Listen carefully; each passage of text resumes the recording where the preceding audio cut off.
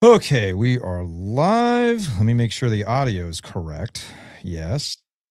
Yeah, that's all correct. So we're good to go there. Did you buy that just because of the name, by the way? Oh, yeah. It just needs the I'll O. give him a little love. What is that?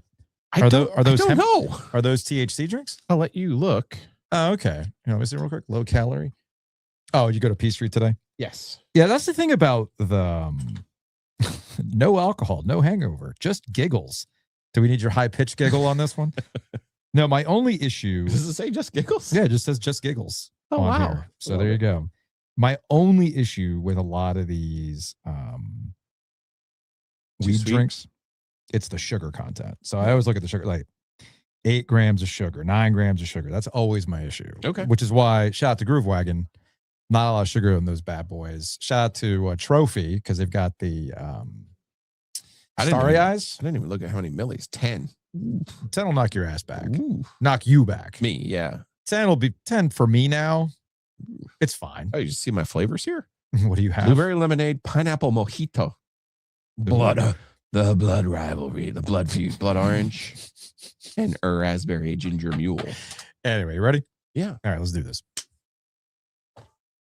Let's podcast alongside Joe Giglio. I'm Joe Ovias inside Eford Studios in downtown Raleigh. Thanks to Empire Properties and thanks to Copiers Plus. Check them out online at copiers-plus.com. Print management, document management, tier management. Could they manage your blue bloods, Joe? They could. Maybe that's the case. So hit them up, copiers-plus.com. It is well past 2:00 on a Thursday. You know what that means? It's another Butcher's Market OG Live. Thanks to the Butcher's Market, as always. You can support us by supporting them. You want that steak of the month? They got you. You're looking for grab-and-go meals? They got you, too. You're looking for date night stuff? They got that as well. You're looking for THC drinks to go with your steaks? They got those. So head on over to the Butcher's Market. They got what you need. Check out thebutchersmarkets.com. You can also get a Butcher's Market gift basket if you go to Gordon Miller Lending and Refinance. Gordon will drop by a little bit later on, as will Matt Norlander from CBS Sports, Eye on College Basketball. We're going to talk to him about this as we got 2 weekends left to the season. We're getting into some clarity on jobs. Okay. Which jobs are going to be coming open? Which jobs are a little bit on the fence depending on what happens in their conference tournaments or the NCAA tournament. And of course, because we thought we put it to rest last week. Oh, no. Jeff Borzello over at ESPN put that on blast yesterday with the alert.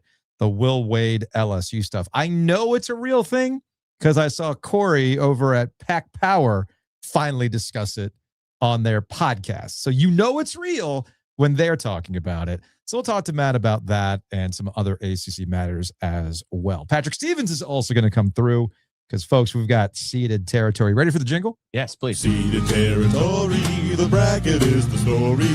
Patrick Stevens tells it like it is. That really is perfect for Patrick. That bobblehead is phenomenal. Big thanks to Color Graphic for putting that together. So we'll talk to Patrick here, I'd say in about 10 minutes or so to get an update on the ACC. He's got 10 teams. Feels like a lot. That feels like a lot, but we'll talk to Patrick about that. Now, the whole point of a blue blood is that there's not a lot. Blue bloods are special, Joe. So I guess I did not realize you were working on this. Maybe you told me you were working on this, and I had forgotten. That's entirely possible. And this is this was, we talked last week on the mailbag. Yes. About, you said Duke hate is back. And I said, no, it's envy. Yes. Because Duke and Carolina used to be on the same level.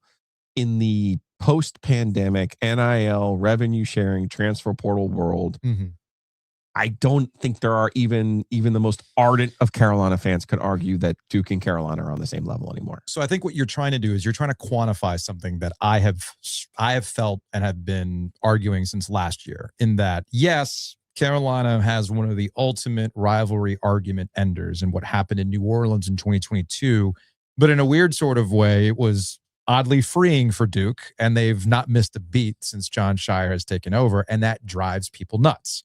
It's like, why won't you die? So that's kind of where Duke is with John Shire. They've been rolling, and you've seen other blue bloods struggle with drama. Even Kansas, as good as they are, you've seen Bill Self look like he's over this shit. You see what's at times. Yeah. You see Kentucky. It ain't so easy, right? So there's all sorts of things there. So you tried to quantify this. I'm going to put the point system on the screen if you're watching on YouTube. I will describe this for the audio only audience later on. So here's your math. And this is all post 2020? No, this is 4 years. So 22, 23, 24, 25. So national titles get you 12 points. Title game appearance gets you 10. A Final Four appearance gets you 8. Sweet 16 appearance gets you 4. A number 1 seed gets you 4 points. Conference tournament title gets you 3 points. Regular season conference title 2 points.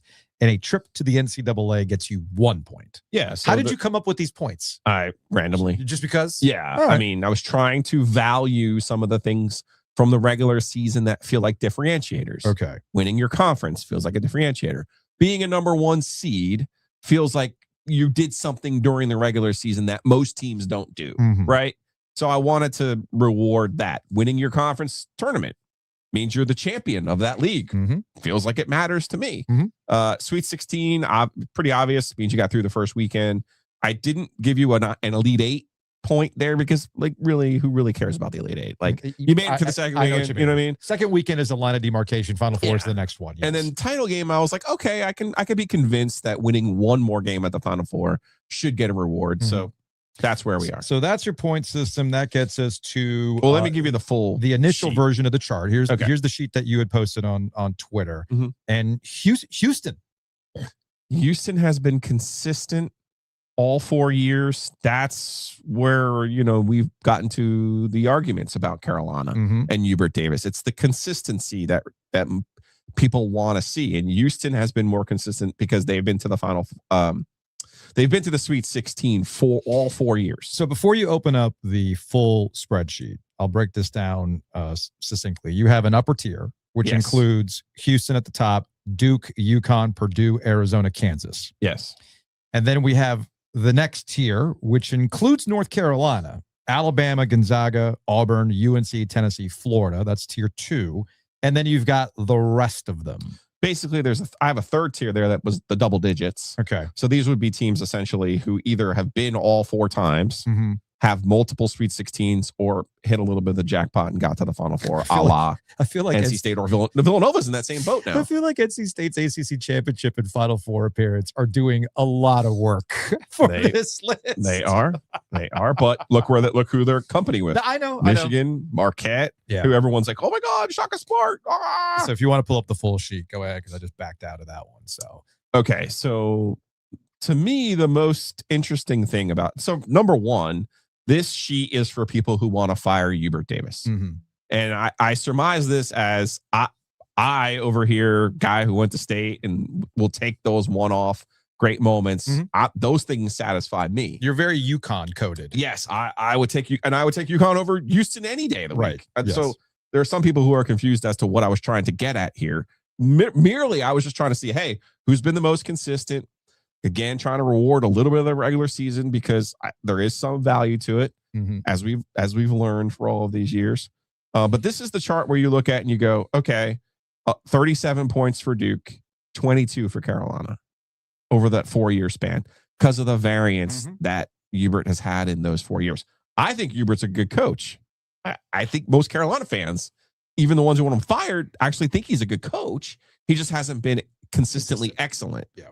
And I think Duke, UConn, Purdue, Arizona, and Kansas have been consistently excellent. And I think that's how you can differentiate this. And then you look at these points, you kind of group together the teams that Carolina are with: Alabama, Auburn, Final Four teams, Gonzaga. Talk about consistency. Last year, they did not get to the Sweet 16, I believe. It was the first time in a dozen years. Auburn, Tennessee, Florida. Florida won it last year, obviously doing a lot of work for them. You get into that meaty middle and you're sitting there going, where's Kentucky? That was my question. Where the hell is Kentucky? Where is Kentucky? Yeah. Oh, there they are. Oh. They've been to the tournament 4 times. They've been to the Sweet 16 once. Ugh. Right? How about the other one? My other favorite chestnut. Where are they? Where is Creighton? Creighton, there they are. Yeah. Creighton's a little bit higher, but like all 4 years they've been cool. Yeah. They went to the Sweet 16 twice. Cool. Yeah. They've never won their conference. They haven't been a number 1 seed. Yeah, people just like so all these people who are like, man, I'd much rather be Creighton there all the time. And NC State had one good year. And I'm like, I don't think so. That's not for me. So, and I also did I did the ACC as well here, Joe. So let me click on that tab so you could just see how stark it really is when you take everybody else out of this equation. There's Duke at 37. Jeez. Then Carolina is better than everybody else. Of course. And again, that's my argument. Like, Carolina has still done a good job. It just hasn't been consistent. No. Miami has a Final Four. Obviously, State has a Final Four and an NCAA tournament appearance. But then you see, and I also put coaches here. These are the number of coaches these teams have had. Okay. I think that's kind of an interesting wrinkle as well.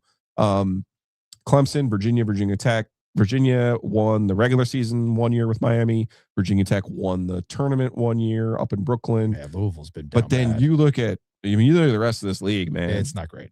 Syracuse. Yeah, not great. Well, we'll talk about that with Matt Norlander a little bit later on. Syracuse, like the rest of the league, it's just been, and I think that's kind of where this kind of illustrates how Duke really has. And again, there are some people like, well, what about 10 years? Doesn't that make more sense? Or 5 years? Hey, buddy, I'm not giving anybody credit for 21. Well, not like in a bad way. 21 was just wonky as shit. Here's what I'm looking at this era of college basketball. What you're getting at is something that I find cope. Okay. And 2015 is a long time ago in the grand scheme of things, as is 2017. And right now, what I typically see, and I actually saw it in your mentions on social media from Carolina people that were like, Duke hasn't even been to a final in this time frame since 2015. They've been to the Final Four twice, but they didn't get over the final. They didn't get over us, and obviously they didn't get past Houston this past year in the Cooper Flag season. And people keep pointing out to the fact that, well, Carolina's been in a championship game more recently than Duke. And I want to say, okay, what'd that get you? A loss. You didn't win it. So why are we acting as if, I'm supposed to give you more credit for that than anything else? I thought the thing that mattered was winning. All right. Well, the last time we won it was before, was more recent than them. Yeah, by 2 years. And 2017 was a long ass time ago in a completely different era of college basketball, for heaven's sake. And you're also in the post-retirement era too. You know what you sound like? This sounds like... no, don't do that to them.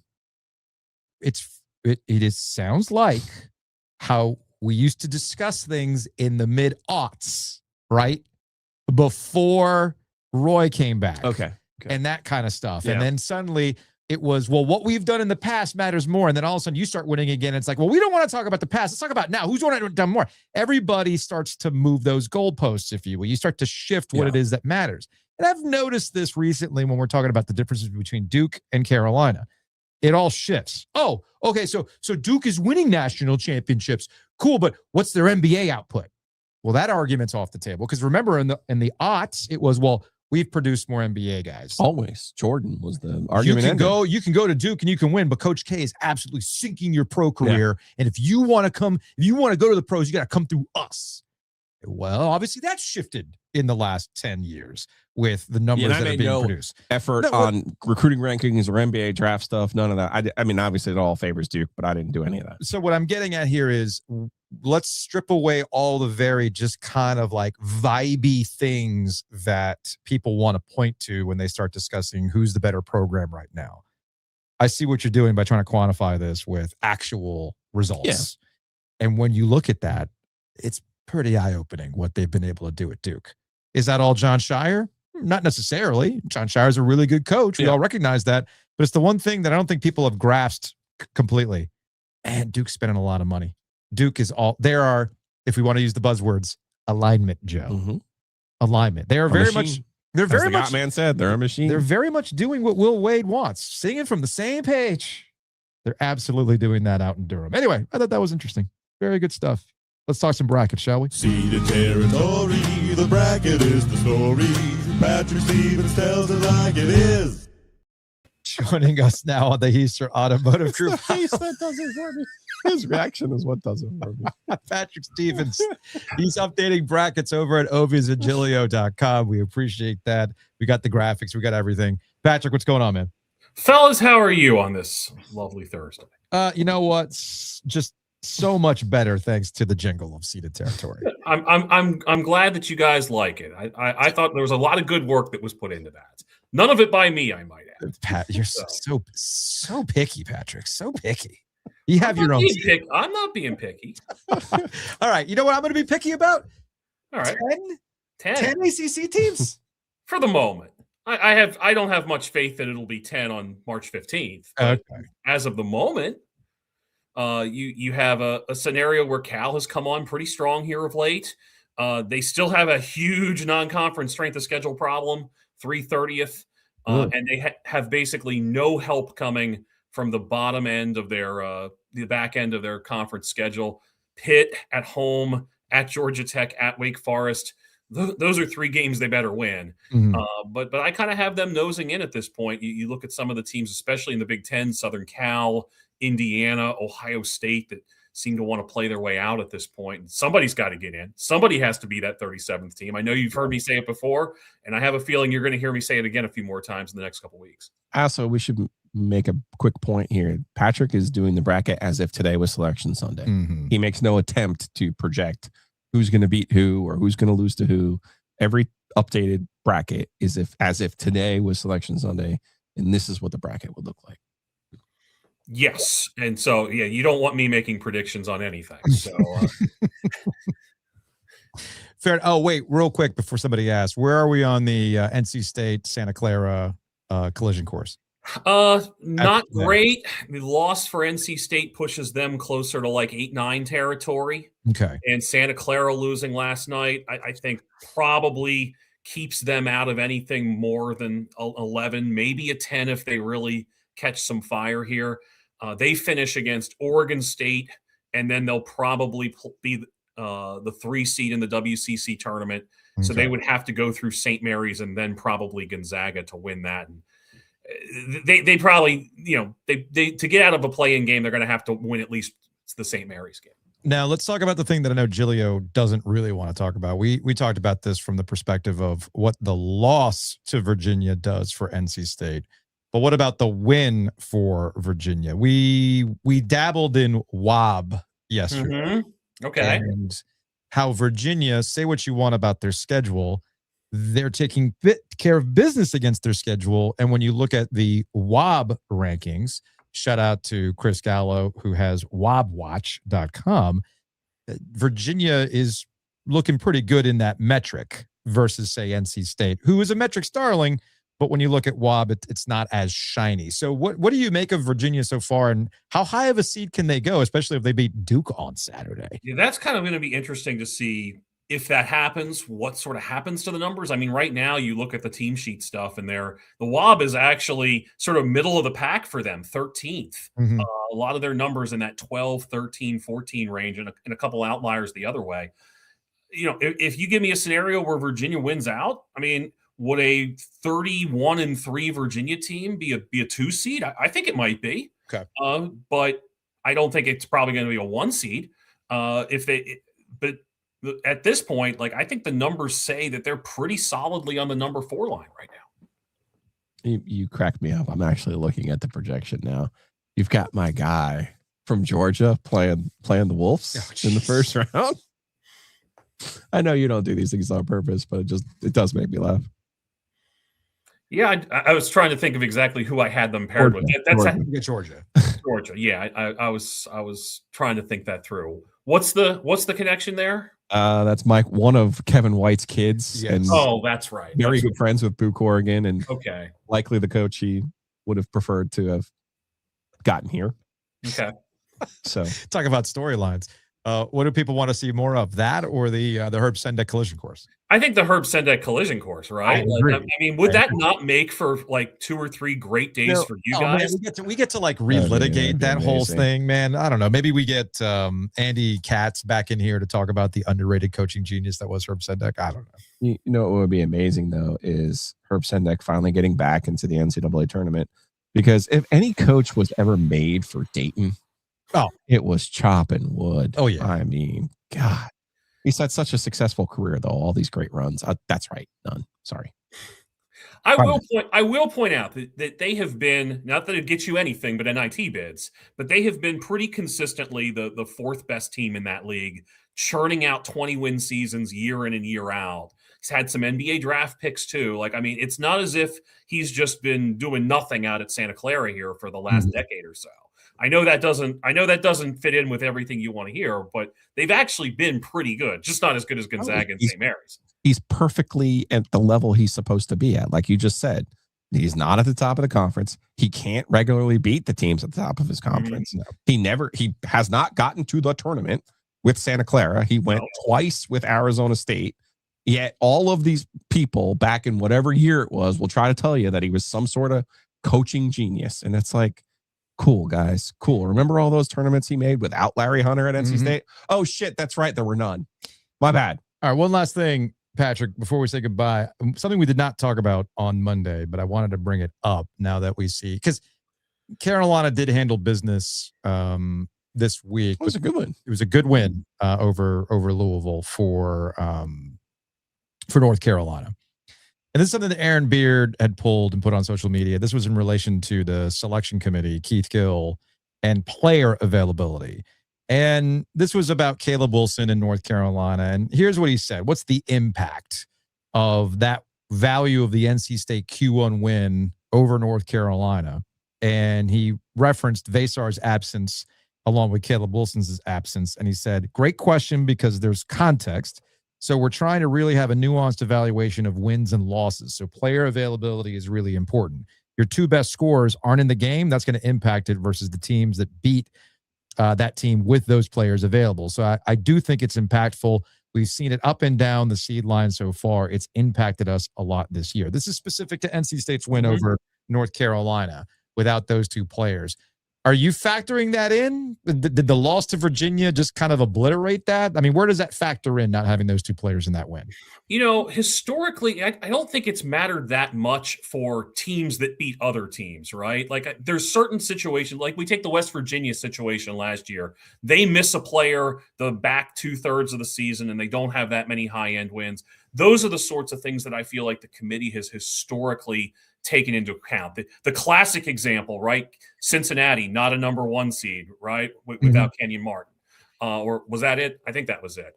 And so that's kind of what I think about in terms of trying to get down to, well, they didn't beat so-and-so when so-and-so wasn't playing, is getting a little too deep in the weeds there, especially when you consider that's one data point out of 30 to 35. And you look at NC State, and they still have, victory over SMU, victory at Clemson, a handful of other victories against borderline tournament teams. It's not as if their entire case crumbles if you take that Carolina game out, as impressive as it was. Based on just the teams you have, and again, go to unveils.com and you'll see seeded territory, our bracket projections. Patrick Stevens is the best in the business. That's why he's working with us. That's why he has found a home with the OG. But looking at your last 4 in, your first 4 out, Patrick, man, this is truly your favorite type of year where you're like, well, guess what? They're going to put 68 teams in the field. So you may not think that great of TCU, Cal, Herb's, verbiage from Herbage or Virginia Tech, but somebody's got to get in, right? Like the end of this bubble looks really, really, really soft. Well, let's move this thing out to like the second 4 teams out, right? Like, Are we talking about, if we go to a 76 team field, having like Oklahoma State or West Virginia in the field? Because that's what that says basically. So, I think one of the things that's important to remember is that the edge of the field usually shifts a couple spots the last week of the season. There's either a surprise winner, like let's say St. Louis doesn't win the A-10. Let's say Miami, Ohio loses. And I think Miami, Ohio is getting closer and closer to being a team that gets in regardless. Even if the numbers aren't great, there has never been a team with fewer than the most victories left out of the tournament is 28. They have 28 right now. Was that Missouri State? No, they were only in the mid-20s. Okay. But if Miami gets to 30, I don't see how that committee leaves them out. If they're sitting there 30-2 or 30-3 or something like that.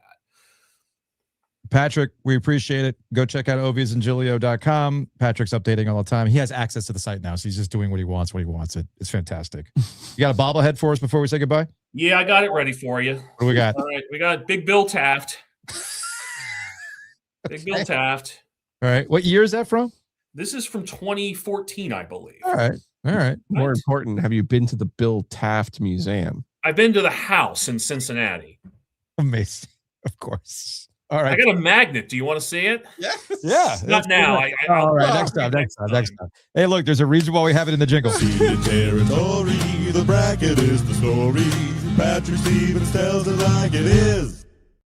I feel like, can Color Graphic make an actual bobblehead of Patrick? We got to make that happen. All right, Patrick, we appreciate it as always, man. We will talk to you later. Awesome. Take care. Housekeeping. We can get a bobblehead for him, man.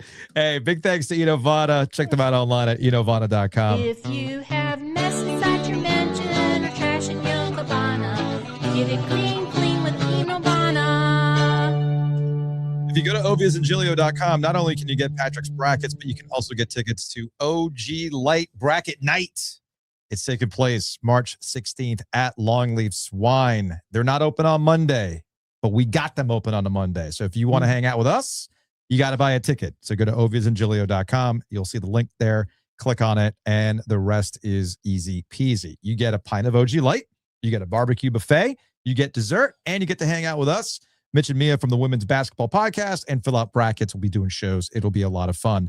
And it's all at oviasandgiglio.com. So see us March 16th at Longleaf Swine. Also, big thanks to Mikey P. We got some new stuff over at the Secret Stash. Go to the OG.shop. Again, that's the OG.shop. I've also taken the assets of the Forever Grateful collection, and we have added those to the YouTube. In fact, if you look at your emoji sets, you will actually see the dancing characters. They're all there now. Perfect. So they're all there now. So you can sign up for us at our YouTube channel, our premium channel, our membership channel. What's that? I thought we were about to launch the shuttle. No, we're not launching the shuttle right now. We're not launching the shuttle. I'm just simply saying that if you want to unlock those emoji sets and get access to the premium content, head on over to our YouTube page, click the join button. It says $5, and we will go from there. Also, big thanks to Whitaker and Hamer. They'll be hosting our birthday bash on May 2nd. Cannot wait. We got a DJ Giglio in the house for the Jonathan Rand Pre-game. wedding pregame, aka OG Birthday Bash 3. What a time it will be. We're also gonna have OG Lime, right? Is that May? I'm gonna see Whit later today. Okay. In fact, I'm giving him the final. Let's have a meeting here because we got to get that out there. We got to do our show from out there too. Yeah, we'll do our show from out there, from the airport. Yeah. We just got to find a time to do it. Same with Marbles. I think we're gonna be at Marbles in April. Okay. So that'll be fun. And then I got to give Whit this tap handle. And we will have OG Lime in May. We're very excited about this. It'll be at the birthday bash. Big thanks to Whitaker and Hamer. Also, big thanks to Mosquito Authority and Pest Authority. Check them out online at bugsbite.com. Yeah, it's rainy and gross right now, but before you know it, it's going to be spring. It's going to be gorgeous. Don't ruin the vibes by having mosquitoes ruin it for you. Instead, get the mosquito treatments locked and loaded and ready to go.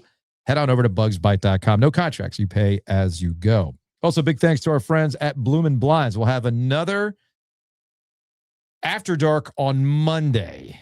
So now we'll have a meeting. Let's have a meeting.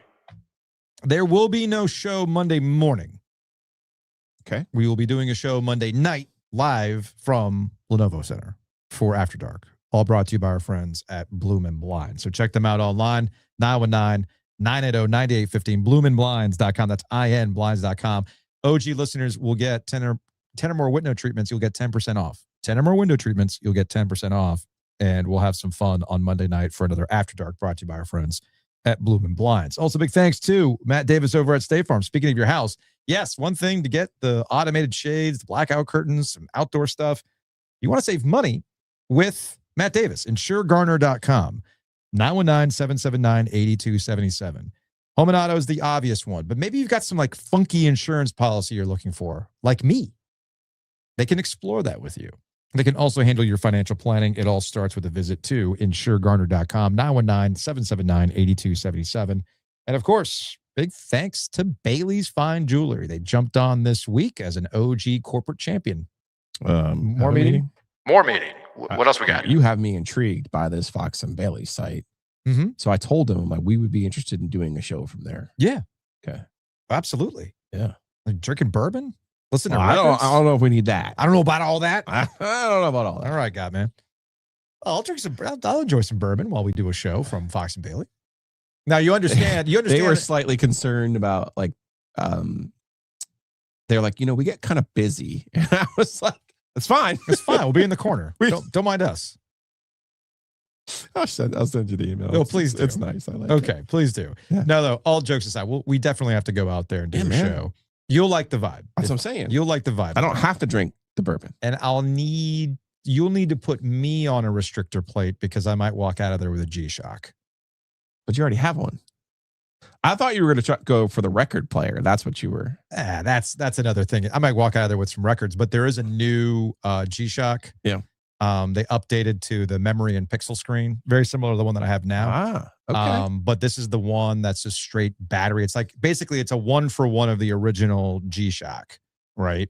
And it's got the new MIP screen that I'm intrigued by. I don't know if it's here stateside yet, but if anybody would know, they would know. Am I going to walk out of there with the new G-Shock? Because you can't just have one G-Shock. Yeah, probably. Well, they're having a big event, 2-day event, actually. Pre-owned luxury watch event. It's March 20th and 21st at that Fox and Bailey location that is over at the Village District. So check them out online at baileybox.com. Again, that's baileybox.com. The watch event's taking place in March. They've got, we're sitting here talking about all sorts of stuff that you can do. Hey, it's engagement season as well. They'll take care of you. Great customer service. I've never had a bad experience there. It's fantastic stuff, and they'll take care of you. So head on over to baileybox.com.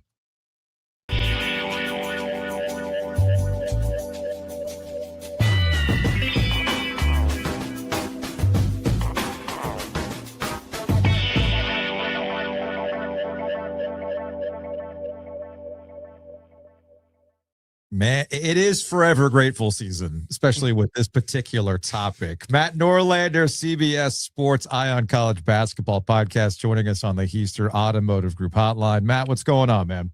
It's great to be back on the show, fellas. I'm rocking a little local flavor here behind me. Ben Folds 5, Reinhold Messner. My favorite Ben Folds 5 album, by the way. I don't know if either of you are Ben Folds fans. But I had to. That one was an acquired taste, was not the album I was expecting when it came out. In fact, Ben Folds, his solo album that came out after that, Rockin' the Suburbs, actually more of what I expected with the follow-up, because I remember seeing Ben Folds 5 at the Ritz in one of their last shows before they broke up / took a hiatus. Yep. And he was workshopping Rockin' the Suburbs during that show. And I was like, oh, okay, this must be something that they might be coming out with next. Wrong. It was his own work, and the rest is history. Rockin' the Suburbs, by the way, came out on 9/11 that very day. Just a random fact. There are a couple of big records that came out on that, because kids back in the day, they released physical media on Tuesdays, and you waited literally weeks, if not months, because you read magazines about when they would be released. That was also Jay-Z's The Blueprint. Yes, I was about to say, I'm pretty sure The Blueprint was released on 9/11. Yes. What are these magazines you speak of? Yeah, I know. Crazy stuff. All right, let's Joe and I were talking about blue blood tiers to start the show today, and he tried to come up with a mathematical equation to kind of set up these tiers in the modern post-pandemic NIL world. And you know who comes off looking really, really bad, and we never talk about it? We're so obsessed with UNC and yada, yada, yada. Kentucky comes off looking real bad in the modern era and what they're doing with everything that's afforded to them. And this year's been more of the same with Mark Pope, hasn't it? It has. Kentucky, big picture. How about this, by the way? Leading off an OG with an SEC program. I'm all about the change of pace here.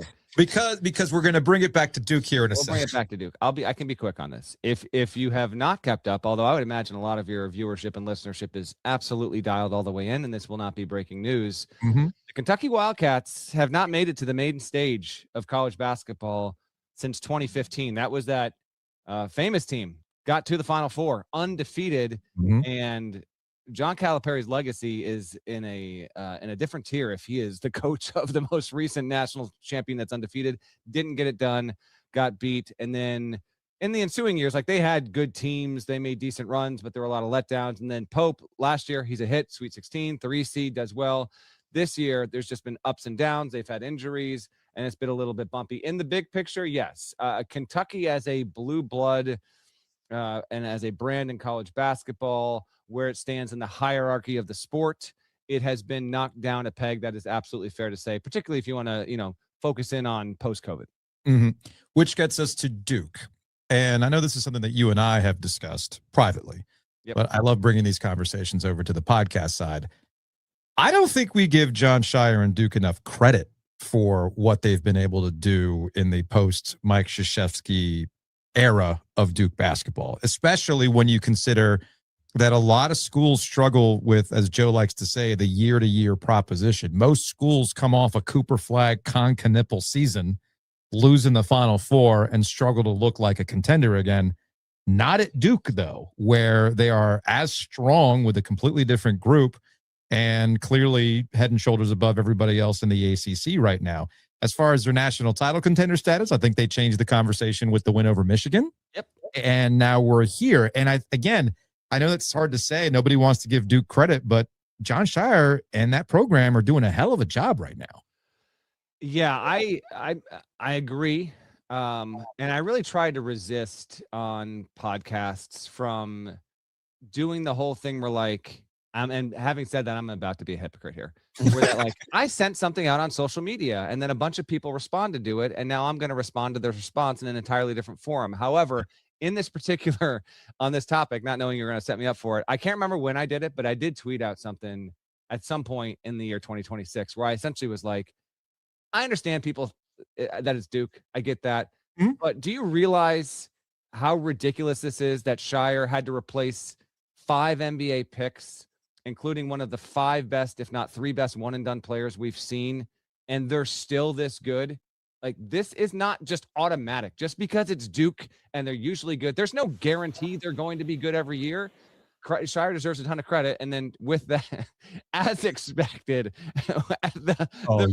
actually, they make me laugh. They do. So you cannot give Duke credit, and which I think is kind of funny. And that's why I said that Duke hate seems to be back on the menu, because it's like, why won't you go away? Yes. And you know what? Good thing for college basketball. I thought that Scheyer and his post-game comments after the Carolina loss, I think it just adds to the lore. He's not looking to be a villain. He's not looking to be hated. But when you're going to say what he said, and then you've got literally thousands of internet sleuths looking to back it up with evidence, and such evidence has not been brought up, this is something that I can only assume will live on in your parts of the world for months and years to come until said evidence emerges. What Scheyer has done has been outstanding. I think we are now knocking on the door of, is he a top 5 coach in college basketball? Hasn't won a national title yet. I bring this up because every year in the fall, we vote on the top 25 and 1 coaches at CBS Sports. They started in football like a decade ago, and they're finally like, you got to do it in basketball. Fine, whatever. And Scheyer had been in that greater top 10 conversation. Ovius and I had talked about it, and I was like, I think he's close, but like, let's see what he does this year. The 26-2, they're the number 1 overall seed. He's easily a top 10 coach in the sport. His adaptability is insane. He is the perfect coach for the modern era. He is the perfect coach for that program right now. Duke fans, he's actually so good that if this keeps up, oh, by the way, like, the NBA might not be that far off in the distance. I'm not saying this year, I'm not saying next year, but if Scheyer keeps doing this, if he keeps having one of the 2 or 3 best teams in the sport for the next 2 or 3 seasons, that is going to get the attention of NBA franchises. So just keep that in mind, that's already been lightly just discussed. Like, if he's this good, is he going to want to coach for Duke for 20 years? Because if he wants to make that leap, it's certainly conceivable. I'm extremely impressed with what he's been able to do. And the fact that he's the rare coach now, not locked, but it's basically done. Like, he's going to be the rare guy to have back-to-back national players of the year. And I actually think Duke's at a point, Matt, just borrowing from the football side.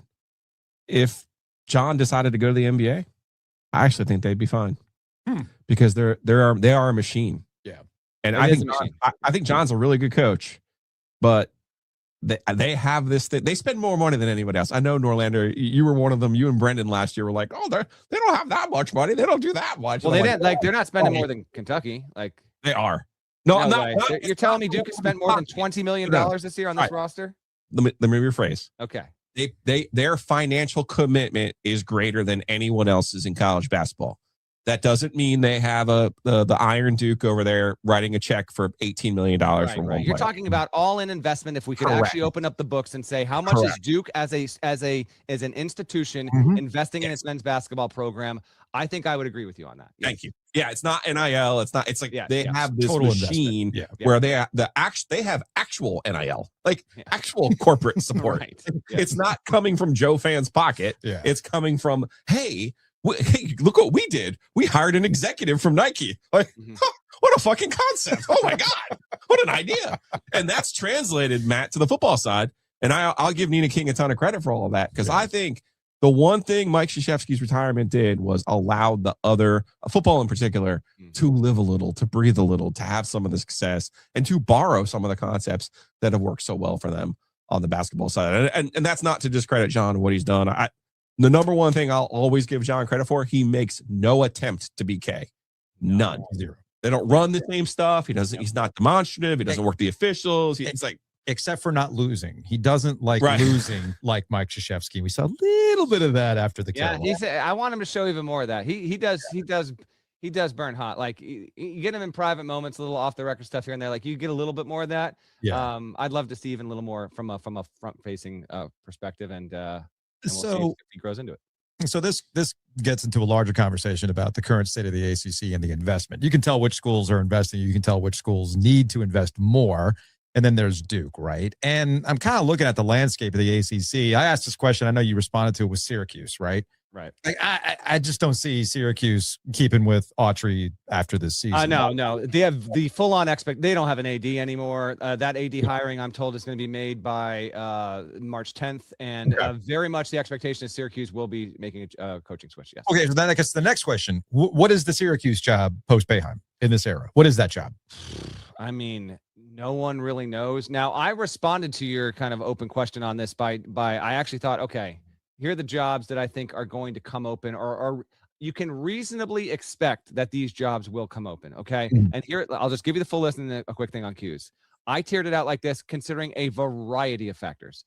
I have Syracuse 1, then Cincinnati, then Providence, then Pitt, LSU at 5, Arizona State at 6, Kansas State at 7, then Butler, Oklahoma, Georgia Tech, Boston College. That's 11 high majors. Is there a chance one or two of those could not open? Yes, there is, but I think it is more likely than not that those 11 jobs, one of them already is open, and the rest, there's a couple of them that are just like sure things, like Providence, Syracuse, Arizona State, things. It's a little dicey because you got to wonder if the AD actually cares about basketball and whether or not they have the appetite to buy Jeff Capel out. So I expect Pitt to open, but yeah, okay. I do expect Pitt to open. Yes. Okay. I put that at above 75% right now. All right. So what is Syracuse in this new era?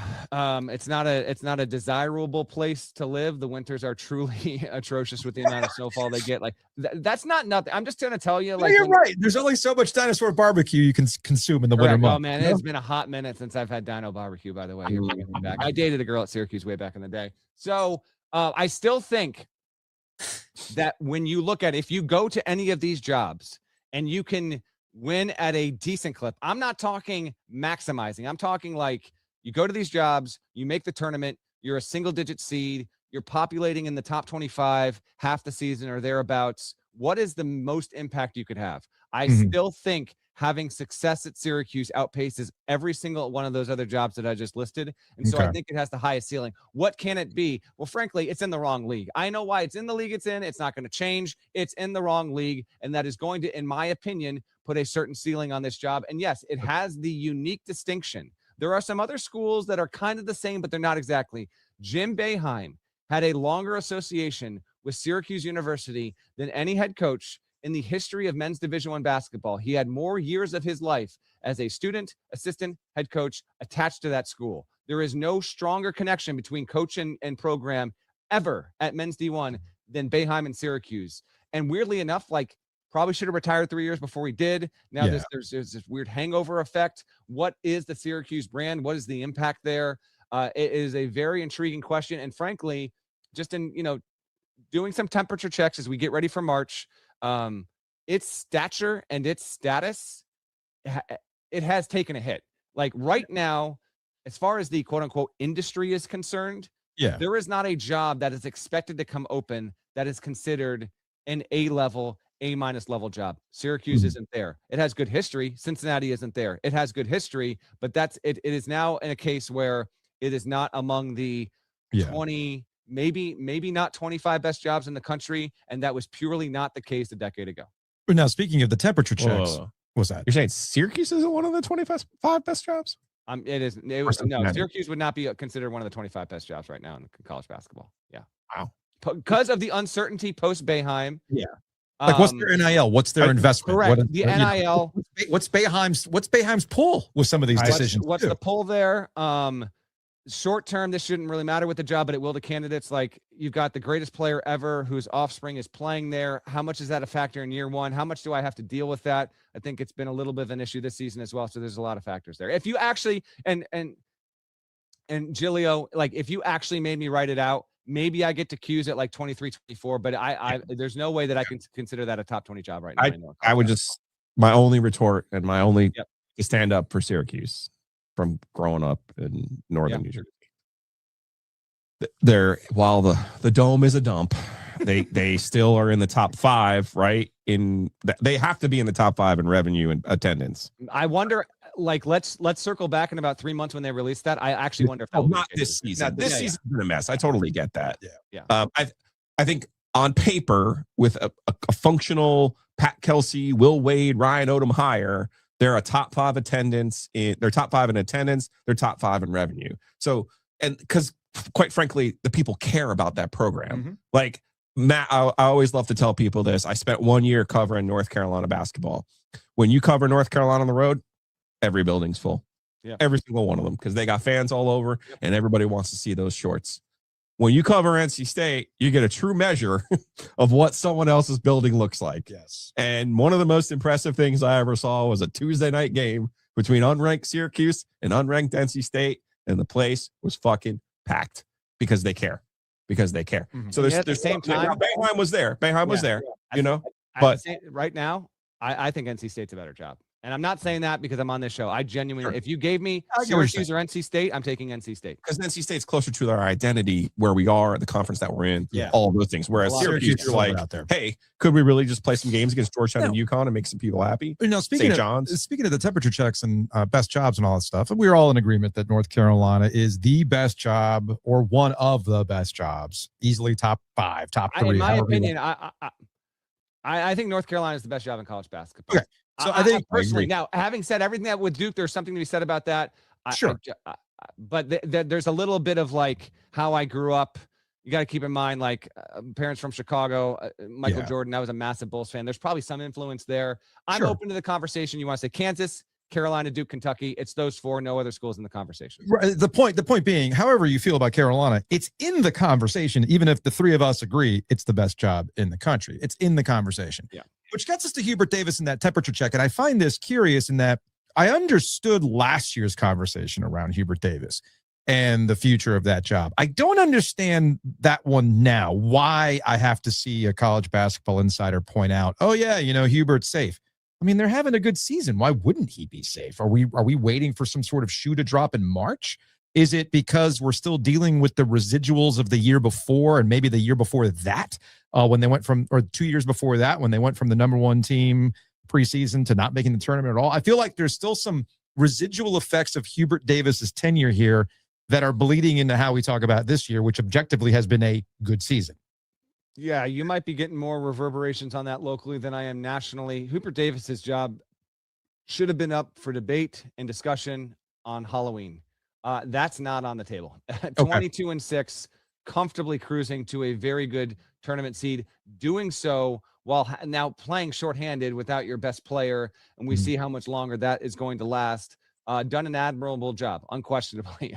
I'm always aware sometimes I say these things and then get off the show. Team plays a game in 2 days, takes a loss it shouldn't. Like, don't lose at home to Virginia Tech on Saturday. Don't do that. Please don't.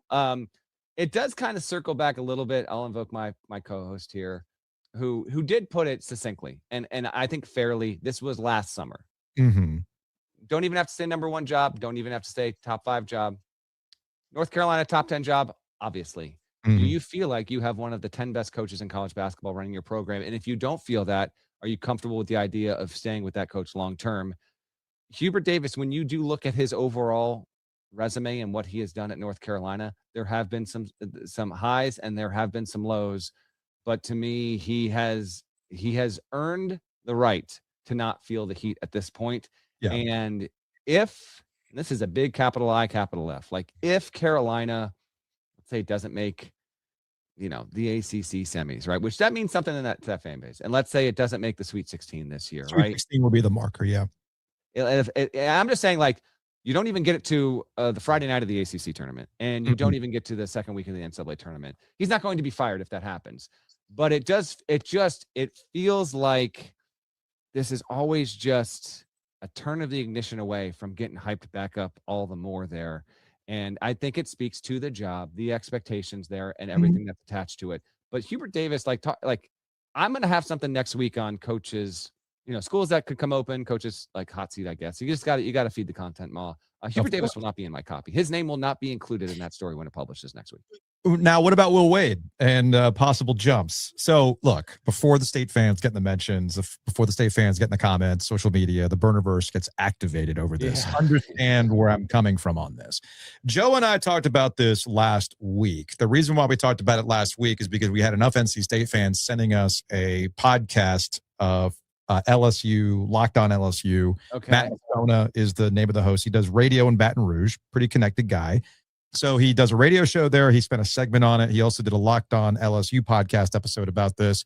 Speaking of feeding the content monster, the whole thing was, LSU Will Wade reunion. So I gave Giglio some homework.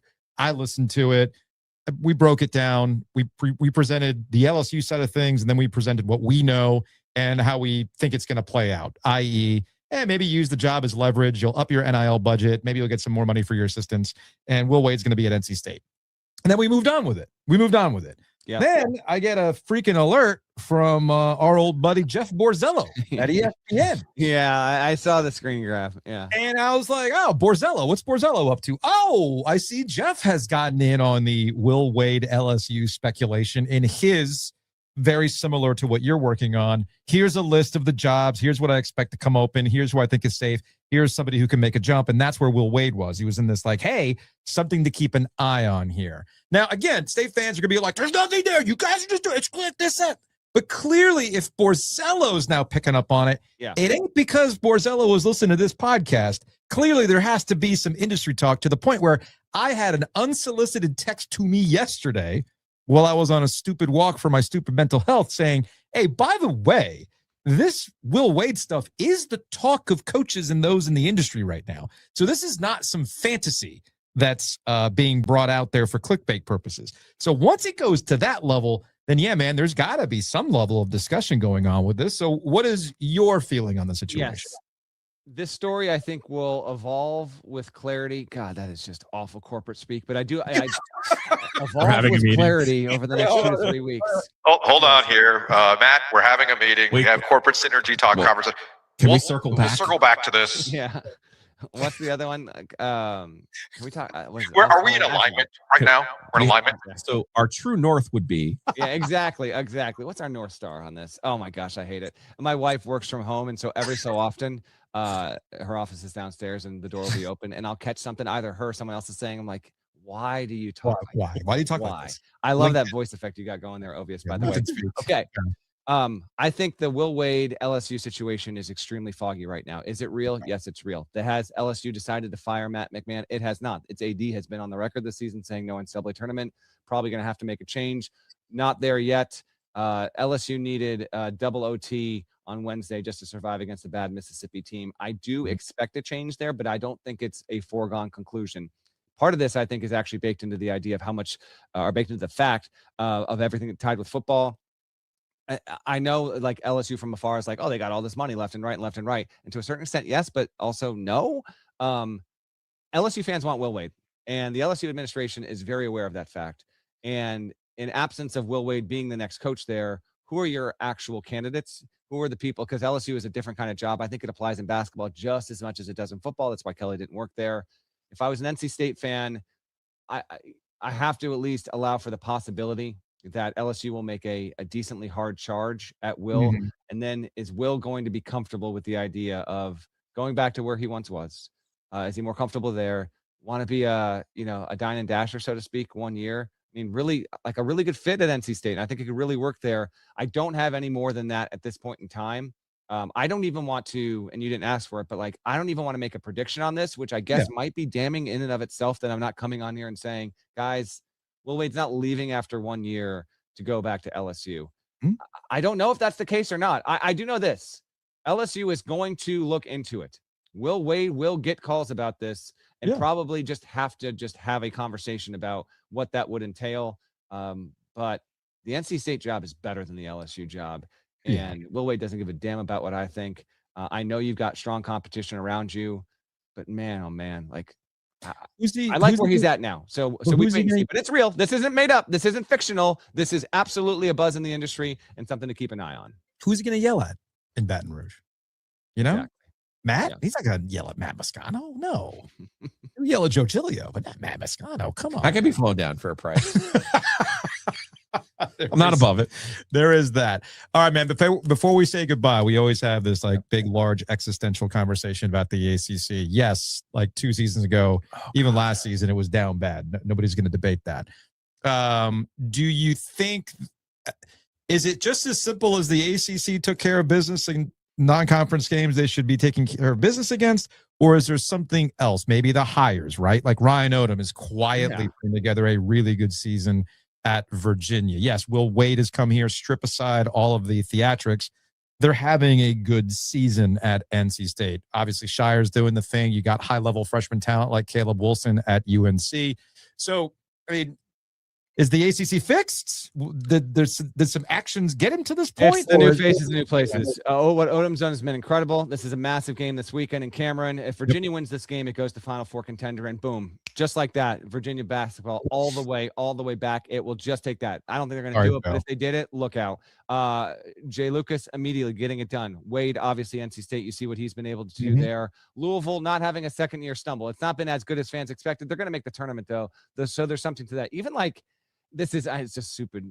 Cal is in the ACC, whatever. But even, Madsen being at Cal, they are a bubble team. They might make the tournament. I know they're not even remotely on triangle radar and all that, but they're paying the rent in the ACC. So just it is the hirings to me as much as anything else, and an expected bounce back for this league.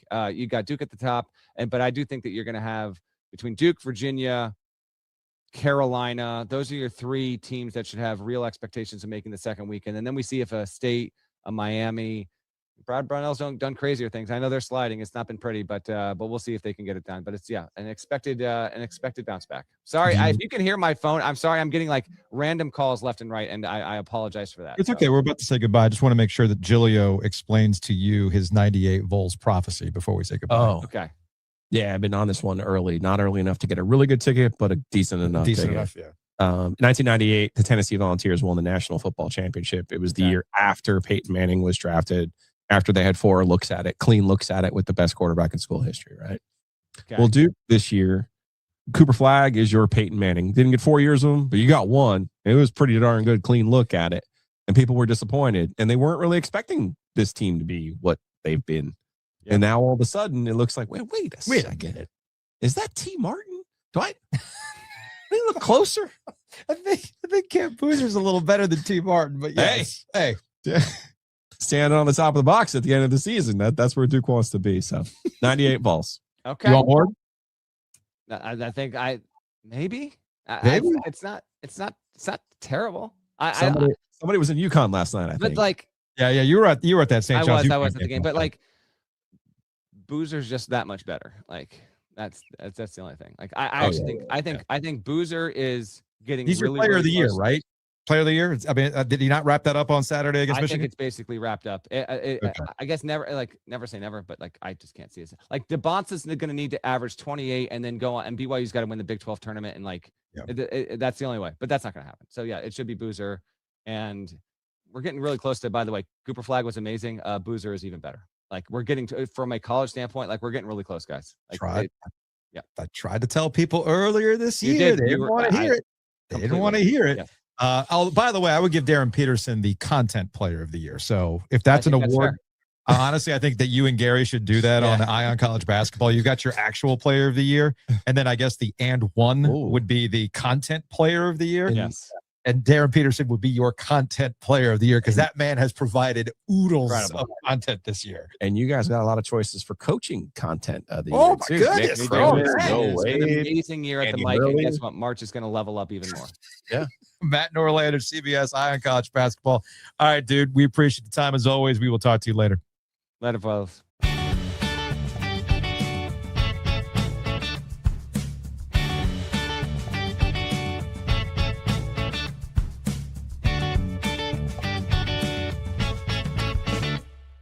Man, people have thoughts on your tiers and various other things related to Will Wade and all that kind of fun stuff. You know, I guess one thing you don't keep in check with your tiers is this is what people do not understand. UNC has rivals. Every other team has a rival. That is what tells you who the preeminent program is, which is UNC. They do have multiple rivals. This is true. These are two different things, though. Exactly. We're discussing results here. We're discussing results. Speaking of results, you're always going to get results with Two Roosters.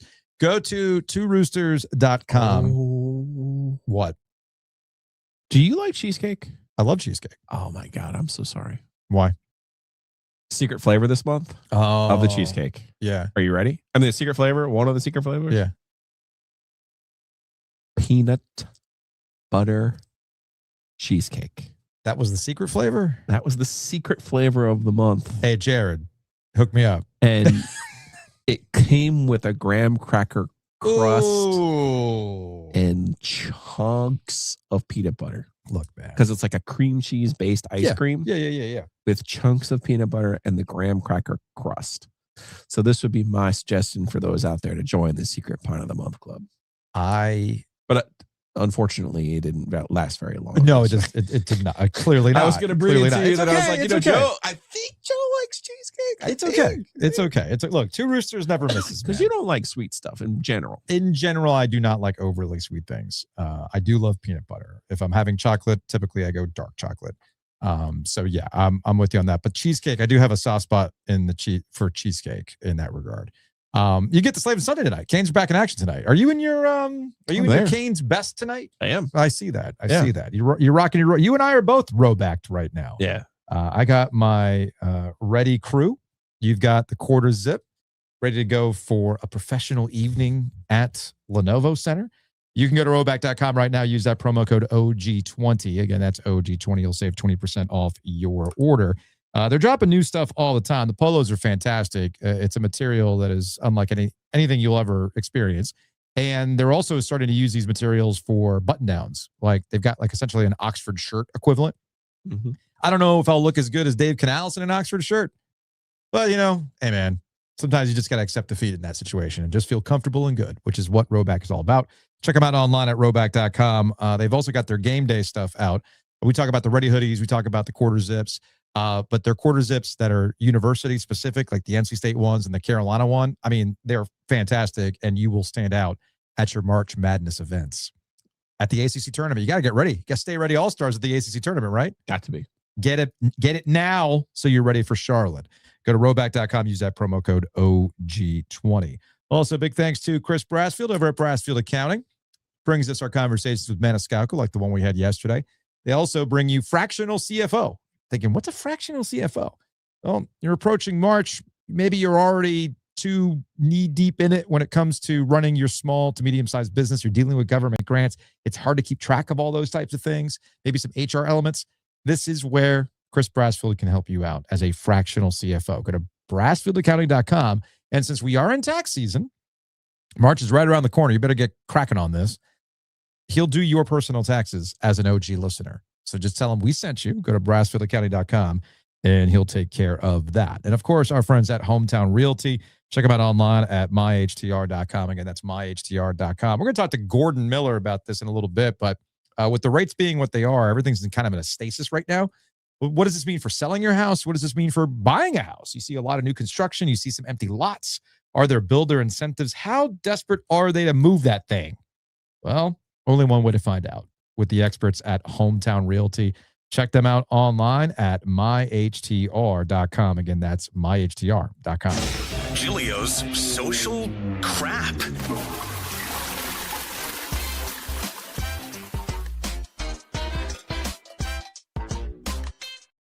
Hey man, I got a problem with you.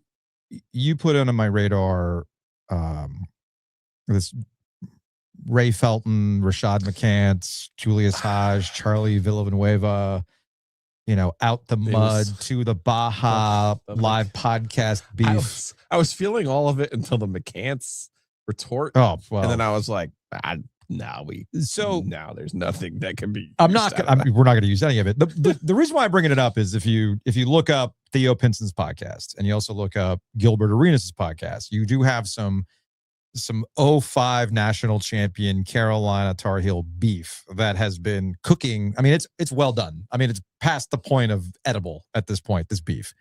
And you were like referencing it yesterday. So earlier today, I had some time and I was catching up on the social media stuff. And I was like, all right, and it was presented to me on YouTube, right? I'm like, oh, okay, I guess this is what Joe was talking about. Like Julius Hodge is involved. Yeah. And I guess the basis of the conversation was pre-draft workouts after that 05 season, right? Mm-hmm.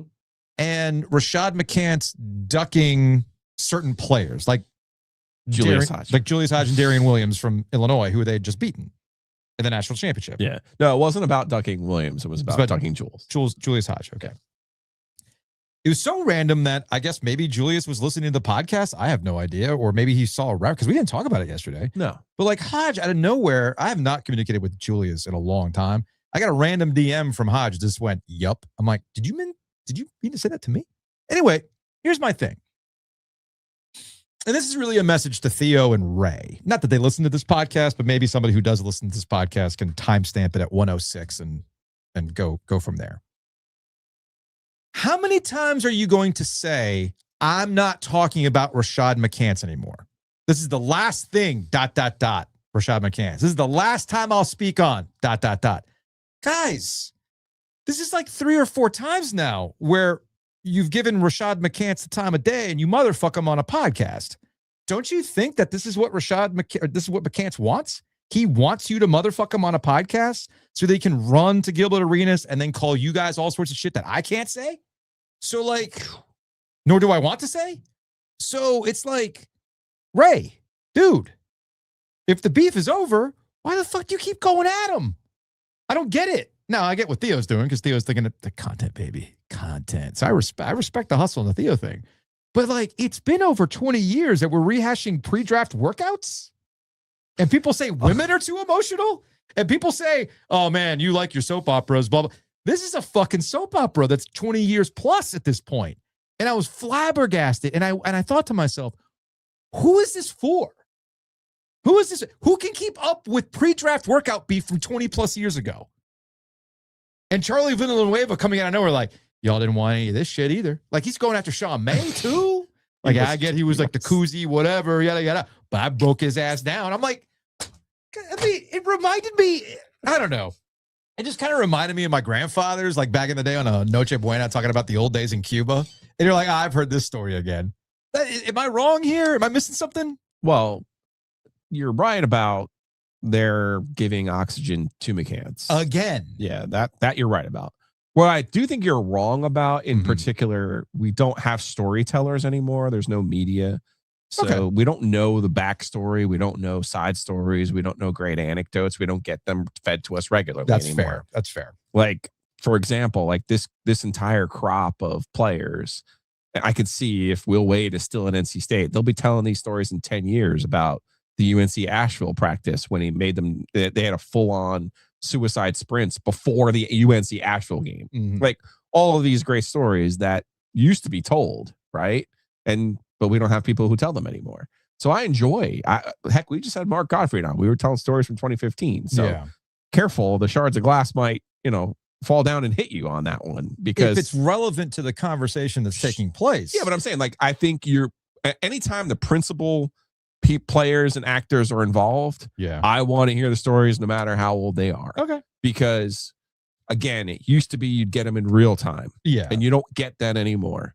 So I welcome the chance for, tell us a story, tell us a time. Let's go back in the way back time machine and let's talk about from the players, from the principal actors themselves. Oh, you see what I'm saying? Speaking of storytellers, that's what Liz is on social media. I saw this. Now you have a particular kink for this. Liz Pardue. She's a storyteller. I saw this and I thought, Joe's going to want to see this. Oh, I already saw it. Morning. I'm out here at Cum Park Plaza, not to find your mom, but to clear up some things about one of North Carolina's most memeable signs. There is. I'm sorry.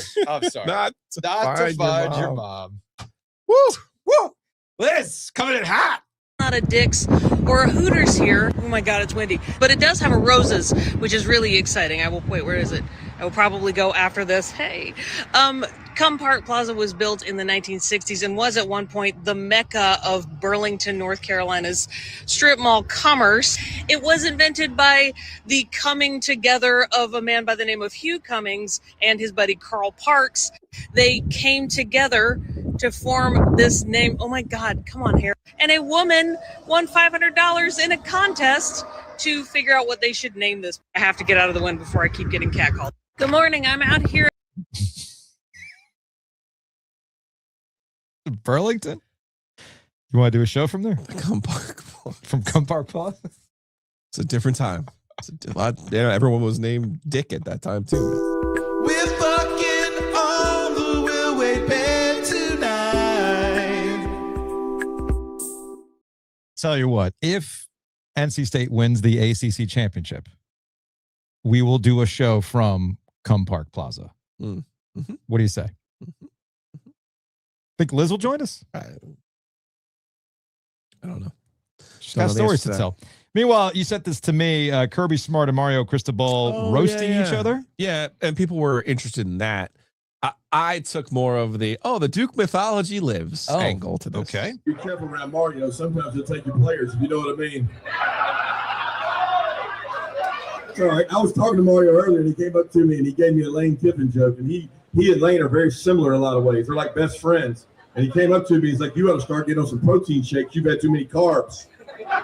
And I said, "Well, you probably ought to spend some time with Steve Spurrier because he won more conference championships at Duke than you have in Miami." It's a great piece right there to watch what a player like Carson Beck could do with great coaching. You know what I mean?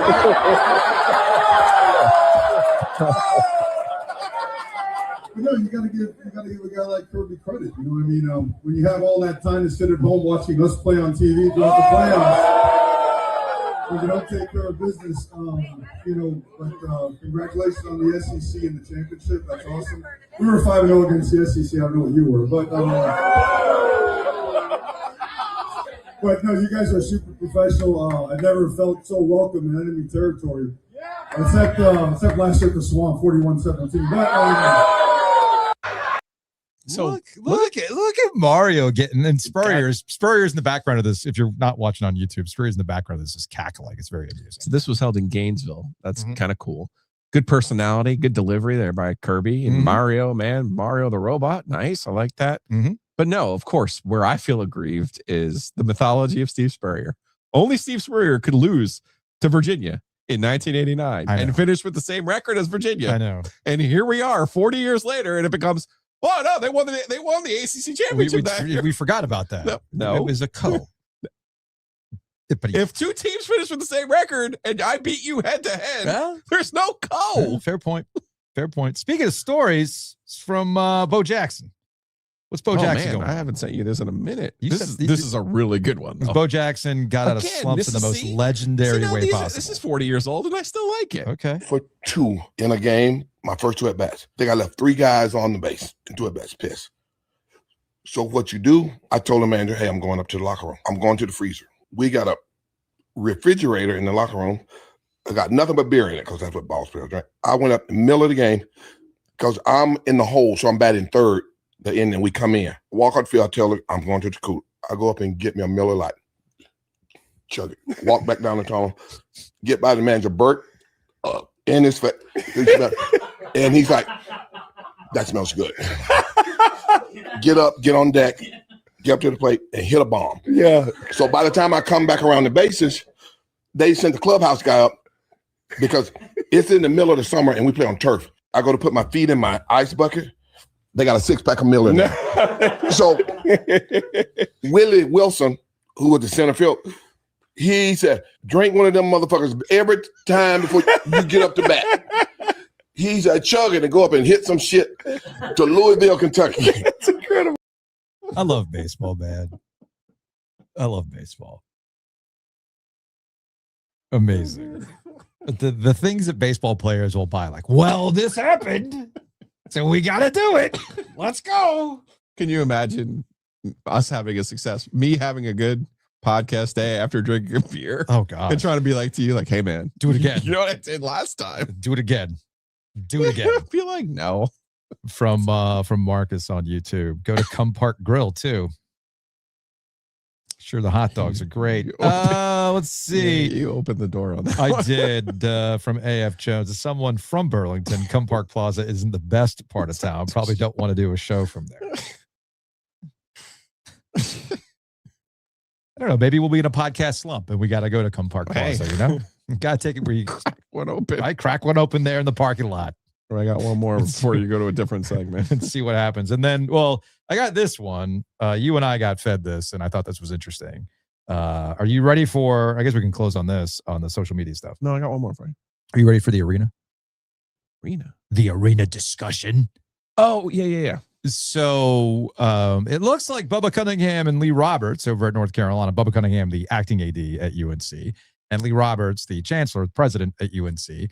They've hijacked the Carolina Insider Pod with Adam Lucas and Jones Angel to, I guess, try to win back some PR battles. So here's Lee Roberts on the whole Dean Smith Center renovation thing. Let's do what we have to do to make sure that the best days for Carolina basketball and Carolina athletics are yet to come. It's not going to be easy, but the history of our program and the history of Carolina athletics is that we've adapted to changing circumstances to make sure that we not just maintain but extend our traditional leadership position. And that's what we're... I'm sorry. What we were joking with Matt Norlander about meeting speak and LinkedIn speak. My God, what is this? We're going to do here. Let's do... Okay, let's align. Isn't like his whole family in TV, by the way? Yeah, his mom is Cokie Roberts. His hair is like... Oh, it's fantastic. Like that. No, he's got like that elementary school haircut. It's time to grow up, Lee, and get a real haircut. Get a big boy haircut. What's this? That's a real haircut. That's a real haircut. That's real hair. If you, fair point. I don't know. He's got that TV hair, man. I don't know. I can't talk. I'm wearing a hat today for a reason. I'm just saying. I can't talk. Bubba was on this thing too, and the only thing I would say to Bubba gave a number, which I thought was important. That what was the number? Basically, it's $20 million more to renovate. Yeah. Okay. Maybe even annually. I don't even know what the ultimate number, but he gave a number finally, which is what they needed to do. So here's the thing. Here's where I'm at with Carolina. You fucked up. Like Lee Roberts, you fucked up. I have no other way to frame it other than to say you done fucked up, Lee. And there's no putting the toothpaste back in the tube. So just do it. You want Carolina North to happen. Just do it and tell the players to eat it. There's no way back, okay? And if Bubba's out here talking about how it's a $20 million difference, okay, do you think Roy Williams wants to hear that? Right. Do you think the players want to hear that? They don't care about the money. They care about one thing and one thing only, and that is staying in the Smith Center. So you can't try to reason with people, especially when you're dealing with feelings and emotions and nostalgia and what that building means to them. So you're just going to have to be the bad guy. There's no amount of LinkedIn speak that you can use on a podcast with Adam and Jones that's going to change people's minds. Yeah. So eat it and just do it and deal with people being mad at you because you ain't winning them back. And you essentially have to, for lack of a better phrase, for Carolina and Lee Roberts specifically, the only way out is through. The only way out is through. You're not going to win this PR battle. So just do it. You're the ones in charge. Take the PR hit that comes along with it. People are going to be mad at you. And eventually over time, people will forget about it with this building. Well, you have to use the numbers to your favor. That's where I'm coming from. I get that. But to your point, they needed to do that before. Yes. Not now. Again, and it's you like, skipped a step and where to sell the project, you needed to lean heavily on the financial portion of it. And I apologize. I saw a $20 million number. I can't remember if it was annually or something else. Okay, So yeah. I don't, because ultimately, what the hell is $20 million when you're talking about a project? I agree. Not that much. I agree. I understand how this is going to sound. I am in awe that a school like North Carolina that has actual programs for this, okay? Like people go to school for this to do marketing and PR. Right. The people in charge. And then the first thing they would tell you is lean on the financials. Why are they so bad at this? That's my question. Why are you so bad at this? Well, you want to deal in secrecy. But right, when you hire your football coach in secrecy, which is what they did, but and you want to deal in secrecy, well, at some point it's going to come out what you're going to do. You would hope. Well, I mean, at some point you got to hire Bill Belichick. You know what I'm saying? Like you just can't have a secret coach. You know, like you're going to hire the guy. Tried. I mean, well, actually, this year they're being sued. In this year, actually, it will be a secret coach because I don't think anybody's really shown up to Keenan to watch Bill Belichick. They'll be there for Bobby Petrino. Yeah, fair enough.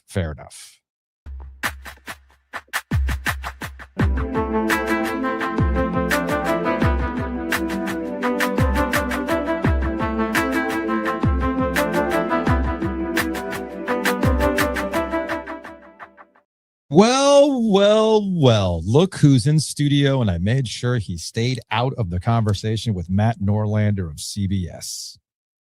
Well, it's Gordon Miller sitting on the Heister Automotive Group microphone. Yeah, you had a little beef with Matt, didn't you? Well, I was at the game Saturday night, and going in, I guess I could understand his comment that, Michigan was now in that rhythm and going to blow everybody out. But, I kind of thought that it was going to come down to 3-point shooting, and it kind of came down to 3-point shooting. That's about as bad as a number one team in the country can shoot from 3 points. So distance. So Giglio's on his whole 98 volts prophecy, and now Matt Norlander's on the whole like, hey man, Cam Boozer's probably better, if not better than Cooper Flagg now. Oh, really? Yeah, we're on that. One game will change all sorts of opinions, Gordon.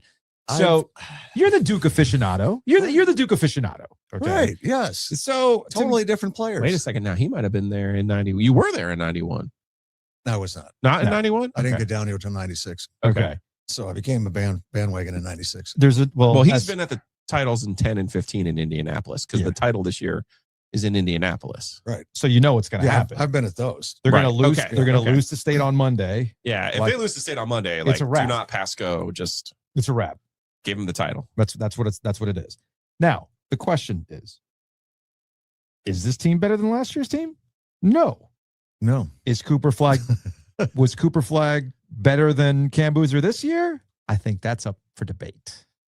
I think that's up for debate. I would say yes, and my perspective on it is something I actually tweeted.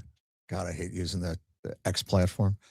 But you don't have to. There's no. I tweeted about Flagg, and I just said that I think he's going to be the first quadruple double player because the athletic superiority that Cooper Flagg had and has shown in the NBA versus Cam, who's better than his father, but not as athletic as Cooper Flagg. I mean, there's one Cooper Flagg who I call the future Magic Johnson point guard, and he's basically becoming a point guard, and they'll probably give Dallas a number one overall again next year. At this rate, yeah. I mean, it's either them or the Clippers, I think now, isn't it? It's got to be based on bad trades. And one other Duke thing before we talk about mortgages. Joe got caught in the gold trap of bad takes and trying to argue those takes. Regarding the with Adam Gold. With Adam. This was regarding the 2010 Duke team. Yes. As if we're like misremembering the 2010 Duke team as some sort of juggernaut. Oh, they were number one, this or that. But like when we're stacking them up against the other, when you say Coach K championship team, is the 2010 team the one that comes to mind? 2001.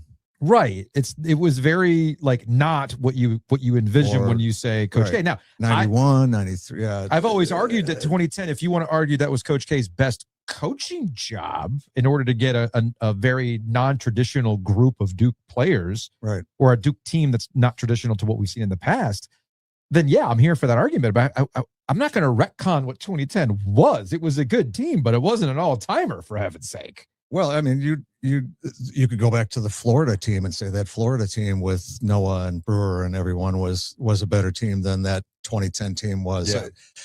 You know, the proof is in the NBA draft and their success after their college careers. The 2010 team did not light up the NBA. Shout out to Lance Thomas. Yeah. But you know, now it's who had a longer than expected career in the NBA. The annual. Yeah, he did. He actually, did. Right. I did. Hey, the jeweler knew what was up, because remember, he took the cash advance on his NBA earnings. That was the controversy at the time, if I remember correctly. For the Jesus piece at Jacob the jeweler. Jacob the jeweler knew. Jacob the jeweler knows ball. Okay, he knew what Lance Thomas was up to. Oh boy, yeah, I thought you were going to bring up Shavlik Randolph. Am I taking you back? Nah, I'm not going to bring up the fact that he had somebody cut his steak. So right. His mom. I know. Yeah. Well, we could get into Filipowski now if we want. Well, that's that's a little different. Probably for the best. We so. don't talk about that one. I'm just glad that your conversation with Adam was about the 2010 and 15 teams and not whether or not the State of the Union should have included the. Oh hockey, no! The hockey teams. Yeah, that was we didn't get political. That's good. Yeah. Well, then you're really never getting out of that trap. No. It's our friend, our good friend. Yeah. Yes. Well, his wife just cut my hair this week. I always remember when I always knew when it was time for him to argue with somebody on Twitter, because I'm like, oh, I'm talking more. All right, cool. He's arguing with somebody on Twitter right now. Totally understand the deal. All right, let's talk mortgages. Nothing to argue about with mortgages. I'm going to talk 2012. The 2012 mortgage team. Yes, was the best we had. What's the all-timer mortgage team until the 21 team? So are you about to disrespect your own kids right now? Are you about to pull a reverse link? No, he's Michael Jordan right now. Like, sorry, kids, you're never going to be as good as I was. I'm ranking refi booms. That's all. You know, that's what it was. It's, you know, if we had a so you had 2012 refi boom, 2021 or in the middle of a pandemic refi boom. Both times rates went below 3%. All right, which created that refi boom twice. Are we about to be in another refi boom? What's going on here? We're getting to it. So this week we just went back under 6% again. Mm-hmm. So everybody's all excited about 5.99, and I've had to go on social media and say that just freed up like $45 a month on $500,000. So if that $1.50 was what you were waiting for per day, yes, then it's your turn. Okay, then. But for all those folks that are sub 3, like yourself, like Adam, it didn't change anything yet. So you have a locked up housing market because of all these people that are sub 3. You've got poor demand right now. That's the thing, is that with rates being where they are and property taxes and homeowners insurance or HOA fees, you know, qualifying and just minimum payment affordability has gone way up. Mm-hmm. And to me, and they can talk about prices being too high or when are they going to come down. Supply exceeds demand by over 500,000 people right now. So if supply exceeds demand, then prices are technically supposed to come down. That's what I think I learned back in high school econ, right? Yeah.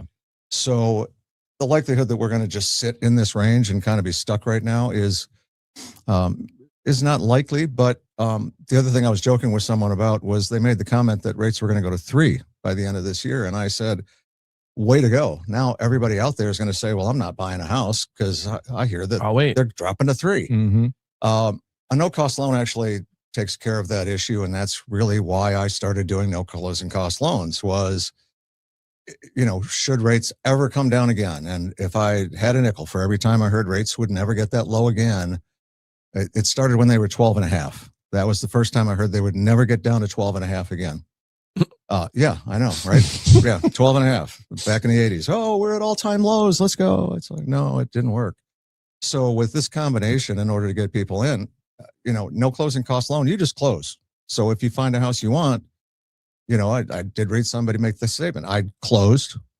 I do expect rates to come down. Should they come down, you know, I'm not going to compete with all these other people, although I don't think demand is anywhere near an equivalent to supply right now. But if you close and pay nothing, rates drop in 6 months, do it again. And if anybody's sitting out there with a rate of 675 or higher, you need to call us, because again, the one difference about a no-cost loan, and I think we're the only company that branded ourselves straight for no closing cost loans, was just the fact, we could even go back to the 8 and 4 analogy. Mm-hmm. You're not going to keep your loan long enough to benefit from paying all this extra money to buy a rate down. And especially right now, if you don't think that 5.99 will be the lowest rate that we see moving forward, then you could close without paying anything at all. We're now lending in 5 states. We open up, I know Joe's laughing over there. We open up in Columbus, my lifelong arch rival, but shout out to Tim Hall. It's going to be all good. I've talked multiple times with Tim this past week. And did you put the connection there? Yeah, I told him actually when he was on the air in 0708, I said I was on 850 The Buzz in 0708 doing my Sunday show before Bomani with Shannon Penn. That's right. The now world famous producer who was cutting his teeth. He was. I think you could say you made Shannon. It's okay. You could. I was going to say you that made Shannon because that was his first job. He was. I remember training Shannon back in the day. And it was, look at him now. Right. Actually, I remember somebody in management saying, I don't get it with Shannon. I'm like, well, then you just don't have an eye for this kind of stuff, because look at where Shannon is today. Look where he is today. And he's still, every time he hears Blurry or Mr. Brightside, he thinks of, because that's what I would do on my opens. Another Mr. Brightside reference this week. Well, if I came in tired and in a crappy mood, then I would tell it. Shannon would just ask me when I got to the studio. Yeah. Which one we playing today? Yeah. Oh man, I'm blurry. I'm all blurry today. Let's just go ahead. Fair enough. Play Blurry. All right. But on a positive note, Mr. Brightside, best song ever. That was my song. That now it became a big college football thing, and everybody's singing it. It's all for Sports Sunday. That's what it was. Want to be the one and House of Sport to him? It's old House of Sports. Go ahead. It's legendary. It's fine. I'll let him get there on his own. No. All right. Fine. Okay. Be that way. It's fine. It's fine. All right. So here's what you need to know. Just call Gordon. So just call Gordon. Go to MillerLending.com. Tell him we sent you. Extract that gift basket from him that he does not want to give up. It is an OG Live brought to you by the Butcher's Market, and Gordon is the first to tell you, man, that Butcher's Market gift basket's not cheap. Like, you know what? Take it from Gordon's hands. Well, save money with the refi and take that gift basket from Gordon's What are hands. you laughing about, Joe? If I didn't put that on our website to go ahead and suggest, just like Vermont Teddy Bear, if I didn't give that code and say, mention you got it with the OG.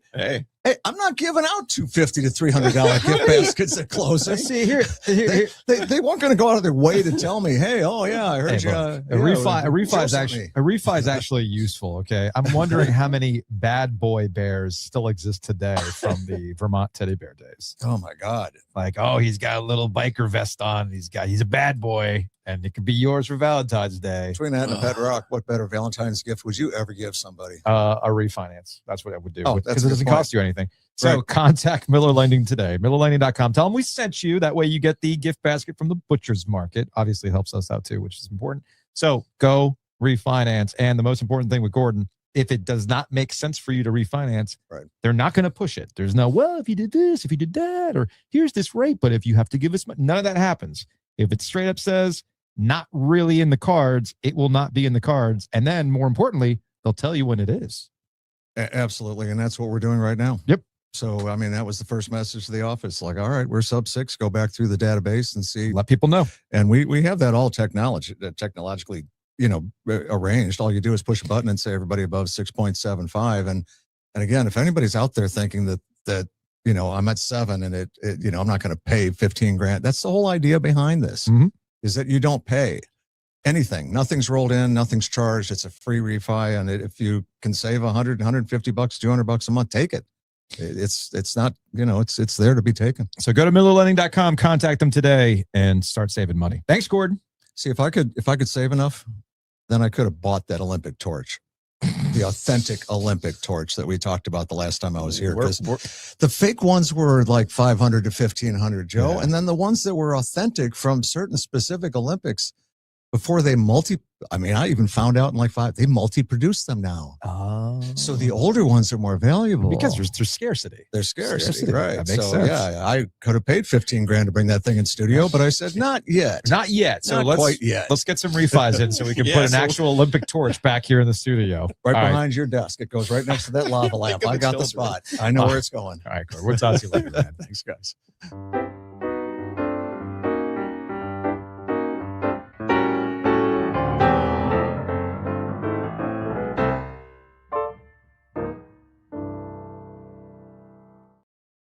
Gordon is a piece of work, man. A piece of work. From Kelly on the YouTube comments, whether Will Wade to LSU is a thing or not, LSU should check the tires on all of those out there. Yeah, I mean, I could see that happening.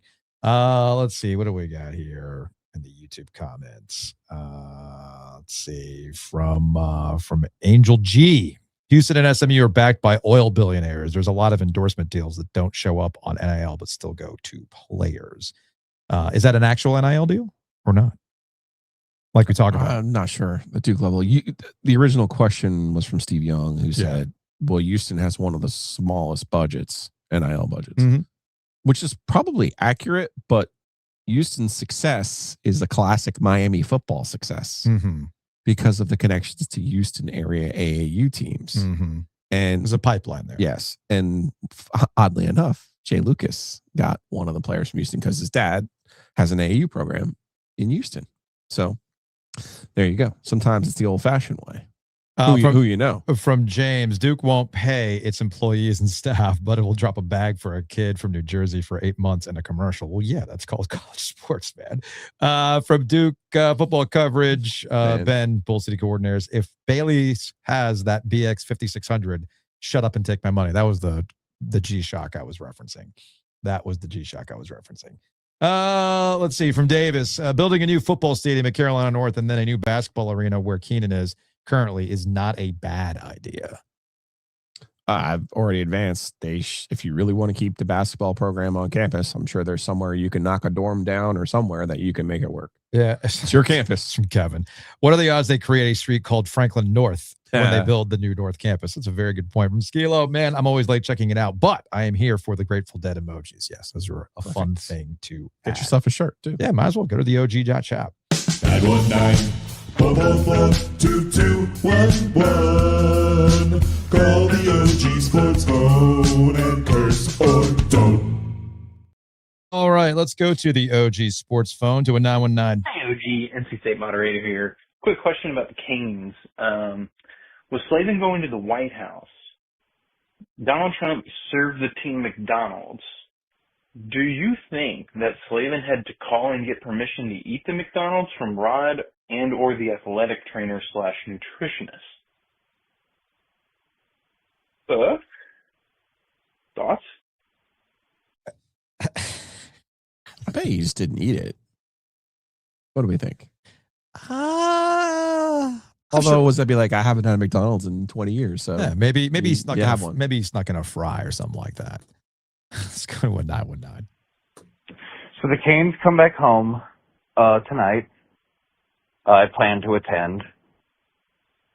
They will, in all likelihood, honor the Olympians, particularly Jacob Slavin. I've always been pretty opposed to living vicariously through athletes. You know, it's always better when these vessels of talent, these mercenaries, are also likable people you can get behind and root for on a personal level. But I've tried to, not associate myself with them as if I know them personally. I don't. But, care about them to a healthy degree. Still, it doesn't feel good. It didn't feel good to see Jacob Slavin shake hands and show off his gold with a man whose police force has murdered American citizens extrajudicially, has covered up or is in the process of covering up a child sex trafficking ring. And despite Jacob Slavin's positive work on that front, and has murdered fishermen for no rhyme or reason. I don't think I'm judging Jacob Slavin as a person for that. I don't think it's going to change my opinion, but I feel weird about it, and I think I'm allowed to feel weird about it. You are allowed to feel weird about it. I figured I'd play that call before tonight's game because you're going to the game tonight. Yes, sir. And they're obviously going to honor the Olympians. I would assume they had bronze, silver, gold. You're going to get Aho with the bronze. You're going to get Jarvis with the silver, unless he already put it on Craigslist, like he joked. And you're going to get Jacob Slavin with the gold. That would be funny, actually. That would be pretty funny. Can't get the Olympic torch, but we can get Jarvis's silver. It's like, hey, you don't want it. How much you want for that thing, right? So a couple T-shirts for it. I would expect tonight would be very similar to Hughes and what he did in New Jersey. And he went out and got Tage Thompson too, and it was a very, very cool moment. He was loudly cheered, and everybody was excited to see him. And I think the same thing's going to happen tonight. Nobody's going to boo Jacob Slavin. Nobody's going to boo, and none of that's going to happen. Yeah. That being said, that call is, I thought, a perfect call. Because once again, you as a sports fan or us who have to cover these things get put in a position where that's kind of weird, right? Especially in the terms of Jacob Slavin, we know what he's outwardly, what he stands for. We also know what he feels is a distraction, what is not a distraction, right? You know, we live in a world, in Jacob Slavin's world, where Pride tape is somehow a distraction. And you notice that the Canes get further and further away from really doing much around Pride Night, right? And the NHL as a whole. But all of this stuff, which you're getting used as a prop, suddenly is not a distraction. For instance, the Kachuk brother who's up in Ottawa, guess who's mad today that he was used in an AI video where he is punching Canadians? A guy who plays for a Canadian team. Guess who's mad? Yeah. It's like, well, I mean, this is kind of a given, right? This is not the first time. This is not the last time specific to the Canes where you have to make a decision. It's a classic case of the art and the artist. Can you separate the two? And unfortunately, and fortunately, we know more about people than we ever did before because of social media, and everything's out there on blast. And you have to constantly find yourself in a situation where you have to make a decision. Do I still want to support this, or does it reframe how I view this particular person? Because at the end of the day, yes, they're amazing athletes, but they are people with complicated feelings and their own thoughts and a differing opinion in you, right? But in this particular case, I don't really think it's much of a difference of opinion. It's more along the lines of, what are you cool with and what are you not cool with? Because we see what you've not been cool with, which ultimately is about inclusion. Okay? You've not been cool with that, or you find those types of things a distraction. But in this particular case, you go head first into it, and here you go. We didn't really spend too much time talking about this earlier in the week because honestly, I wanted to see how the rest of the week played out. You know, in the moment, hey man, I could see and I can understand in the moment how it played out the way that it did on Sunday. We've had multiple days now. You've seen the reaction, and now you're going to go about this one of two ways. Either you're just going to just forget about it, not talk about it, move on, meet it head on, like some have, right? The one thing that does bother me, and really what's bothering a lot of people, is once again, the women are in a situation where they have to clean up and speak for the actions of the men. And this is where the U.S. women's team has been outwardly talking about their reaction to these types of things while everybody else just kind of runs back to, all right, let's get back to the games and things like that. And I think the one thing that people underestimate today more than anything else is people are angry. People are angry at being minimized. People are angry being made fun of, the butt of jokes. And a classic boomer humor joke did not land well with what I would consider a load-bearing part of your fan base, women. Okay? Women. And if you don't believe me, go to a game. You don't believe me, go look at all the ancillary media that exists around hockey, right down to heated rivalry just 4 months ago, right? And now we're here. And I don't quite think that the players or the NHL fully understand how many people got pissed off by this. Not what happened Sunday, what happened after Sunday and the running away from it, or in some cases, just absolutely putting your arms around it, that pissed people off even further. And I would also say, for all the patriotic stuff that goes out there, we're talking about record-breaking Olympic years and whatnot. Do you know why we had a record-breaking gold medal count at the Olympics? Because of the women, not because of the men. The women were the reason why we had this. And then we just 13 of them. Yeah. And we just kind of shoulder shrugged to it. But the men do something for the first time in 46 years. And that's the end of the story. Yeah. I can understand why people are mad about this kind of stuff.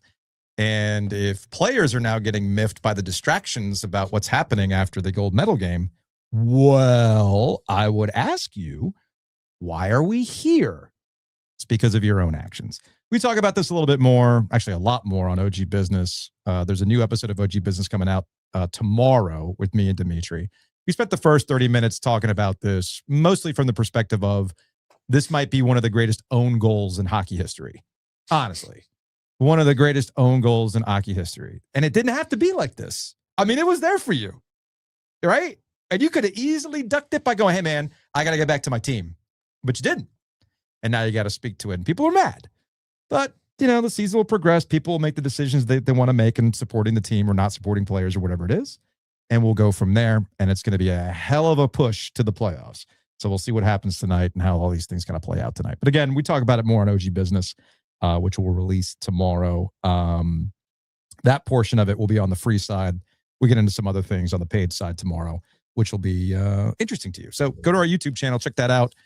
Download, just click the join button. It's just $5 a month. We'll go from there. All right, that's going to wrap it up. We've got, speaking of premium content, OG Mailbag tomorrow. We got a lot more phone calls to get to. I'm sure people have a lot more thoughts on Carolina North. They got a lot more thoughts on this Will Wade LSU stuff. Probably a lot more thoughts about the Carolina Hurricanes. And that'll big game tonight. Big game tonight. Playoff like. Playoff. We will hit that all on the OG Mailbag tomorrow. See you then.